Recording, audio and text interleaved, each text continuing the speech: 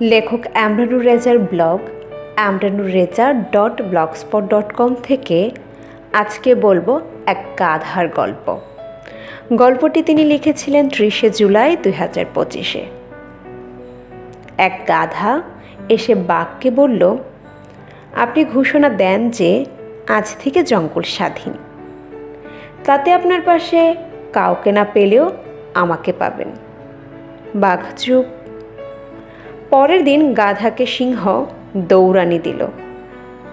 তারপর থেকে গাধাকে আর খুঁজে পাওয়া যায় না।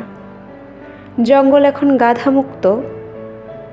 মানুষের মঙ্গলে গাধারা এখন মানুষের সমাজে মানুষের মতো হুবহু চেহারা সুরত নিয়ে দিন রাত ঘাম ছড়ায়। এটি আমরানুর রেজার একটি উপহাসমূলক গল্প বলা যায়। এই গল্পটি থেকে আমরা কি শিখলাম, তিনি কি বোঝাতে চেয়েছেন? নিজের যোগ্যতা ও শক্তির বাস্তব মূল্যায়ন না করে বড় বড় বুলি আওড়ালে শেষ পর্যন্ত নিজের অস্তিত্বই সংকটে পড়ে। আর বুদ্ধিহীন অন্ধ অনুকরণ বা চাটুকারিতা মানুষকে স্বাধীন করে না, বরং আজীবন অন্য কারো অধীনে হাড়ভাঙা খাটুনির দাসত্বে বন্দী করে রাখে।